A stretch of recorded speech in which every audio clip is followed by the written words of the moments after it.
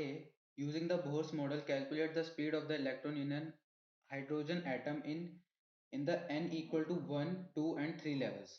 Part B, calculate the orbital period in each of these levels. तो देखिए इस question में हमें क्या पूछा गया है, फर्स्ट पार्ट जो है हमारा यहाँ पे, ठीक है, हमारा जो पार्ट ए है, तो इसमें हमें बोला गया है कि हमें स्पीड ऑफ इलेक्ट्रॉन बतानी है डिफरेंट लेवल्स पे, ठीक है। तो डिफरेंट लेवल यहाँ पे क्या है, 1, 2 और 3। तो यहाँ पे देखिए एन की वैल्यूज हमें क्या दी गई हैं, मतलब हमें एन क्या दिया गया है, यहाँ पे जो लेवल्स हैं हमें एक 1 दिया गया है, एक 2 और एक 3 दिया गया है, ठीक है। तो हमें बताना है कि इन तीनों लेवल्स पे हमारी स्पीड ऑफ द इलेक्ट्रॉन क्या होगा, ठीक है। तो देखिए सबसे पहले जो स्पीड ऑफ द इलेक्ट्रॉन होता है बोहर्स के nth ऑर्बिट के अंदर, ठीक है, क्योंकि ये लेवल्स हैं तो बोहर्स के मॉडल की बात हो रही है यहाँ पे, ठीक है। तो देखिए तो जो स्पीड ऑफ द इलेक्ट्रॉन होता है, ठीक है, हमारा जो स्पीड ऑफ द इलेक्ट्रॉन होता है, स्पीड ऑफ द इलेक्ट्रॉन, ठीक है, इन बोहर्स nth ऑर्बिट, ठीक है, क्योंकि बोहर्स का मॉडल तो हम यहाँ लिख देते हैं कि बोहर्स nth ऑर्बिट, ठीक है, बोहर्स nth ऑर्बिट। तो बोहर्स के nth ऑर्बिट में जो स्पीड ऑफ द इलेक्ट्रॉन होता है वो कितना होता है, तो देखिए स्पीड ऑफ इलेक्ट्रॉन को हम किससे लिखते हैं, v से, मतलब वी एन से हम लिख देते हैं स्पीड। अब क्योंकि nth ऑर्बिट में है तो यहाँ पे n लिख दिया, ठीक है। तो देखिए फॉर्मूला क्या होता है, 2 pi k E square by N H, ठीक है, 2 pi k E square by N H, ठीक है।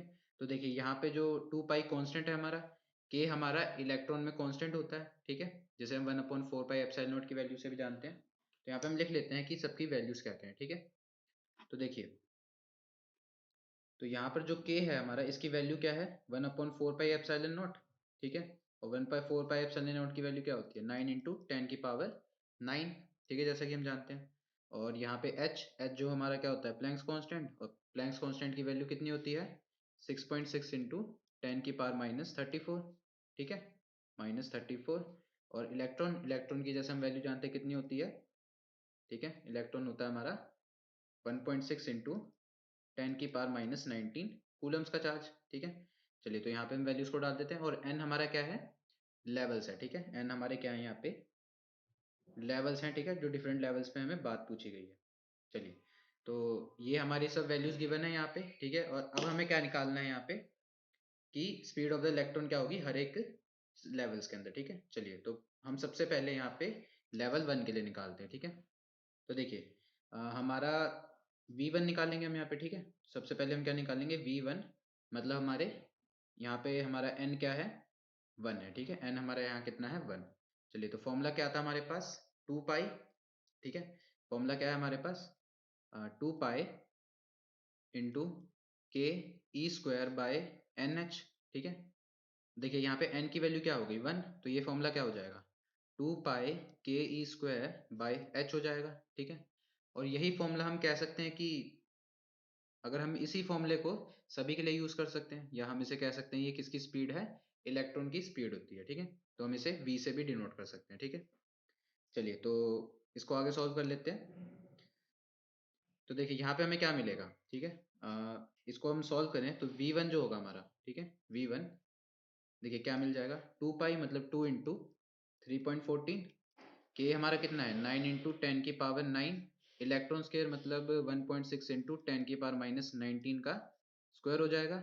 और एन एच, एन हमारा 1 हो चुका है यहाँ पे, तो एच की वैल्यू क्या है, 6.6 इंटू 10 की पावर -34, ठीक है।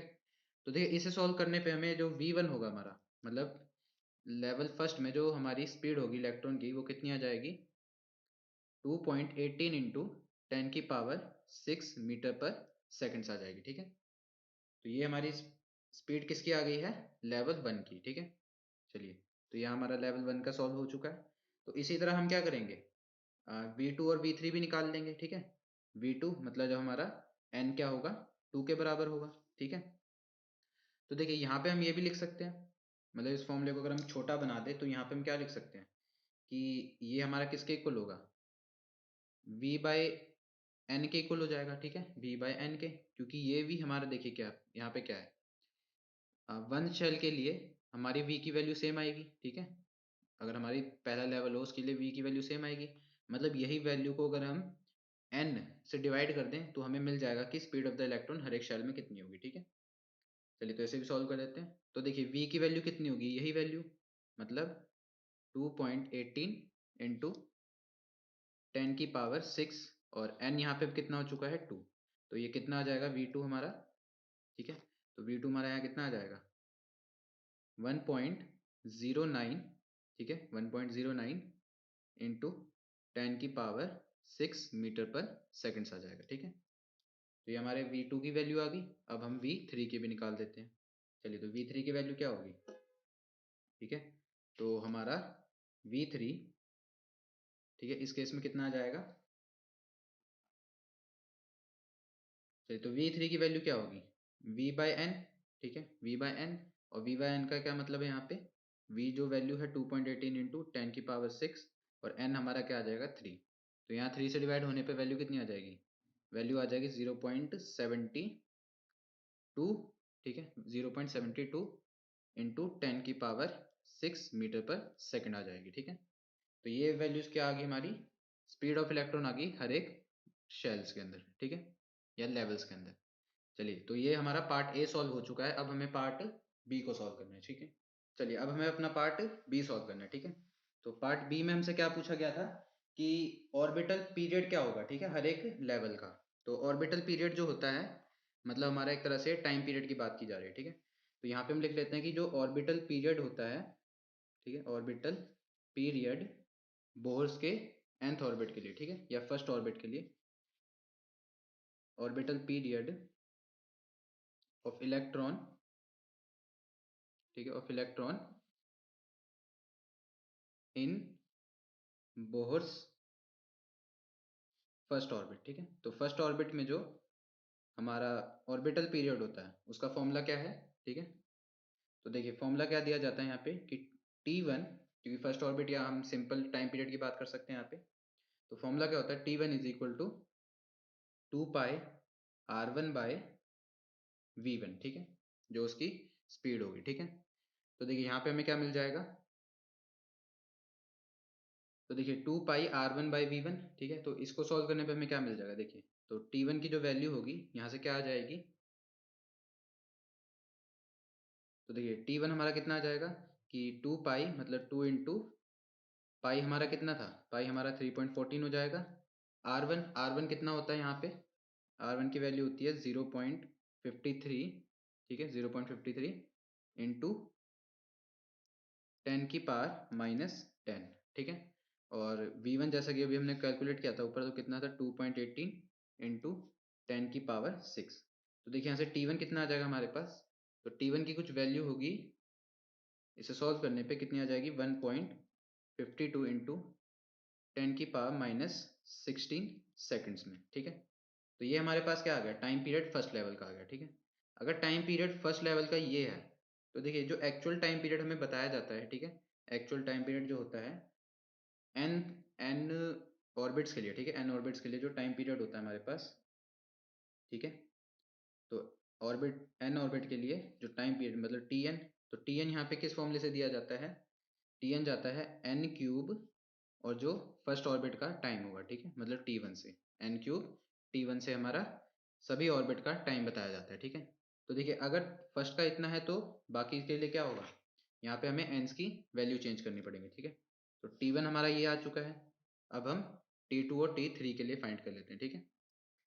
चलिए तो यहाँ पे हम क्या करेंगे, तो फॉर, ठीक है, फॉर n इक्वल टू 2, मतलब हमें अपना T2 फाइंड करना है, ठीक है। तो T2 की वैल्यू क्या होगी यहाँ पे, T2 होगा हमारा 2 का क्यूब, ठीक है, क्या हो जाएगा 2 का क्यूब हो जाएगा। और T1 की वैल्यू कितनी है 1.52 इंटू 10⁻⁻16, ठीक है। चलिए तो इसे सॉल्व करने पे आंसर कितना आ जाएगा, T2 की वैल्यू आ जाएगी कुछ अप्रॉक्स 1.22 इंटू 10⁻⁻15 सेकंड्स के अंदर, ठीक है। तो ये वैल्यू हमारी किसकी आ गई है, T2 की। अब हमें किसकी वैल्यू निकालनी है, अब सिर्फ T3 की, मतलब हमारे थर्ड लेवल के लिए, ठीक है। तो थर्ड लेवल की मतलब N3 की बात हो रही है यहाँ पे। तो फॉर n इक्वल टू 3, ठीक है, तो ये हमारा क्या होगा T3, T3 की वैल्यू कैसे आएगी यहाँ पर, हम यहाँ क्या करेंगे 3 का क्यूब और T1 की वैल्यू से मल्टीप्लाई, मतलब 1.52 इंटू 10 की पावर माइनस 16। तो यहाँ पे T3 जो होगा हमारा, ठीक है, जो T3 होगा वो कितना आ जाएगा अप्रोक्स, वो आ जाएगा 4.10 इंटू 10 की पावर माइनस 15 सेकेंड्स में आ जाएगा, ठीक है। तो ये हमारा क्या आ गया है, ऑर्बिटल पीरियड आ गया है तीनों शेल्स के लिए, मतलब तीनों लेवल्स के लिए, ठीक है। और कंप्लीट हमारा ये आंसर है।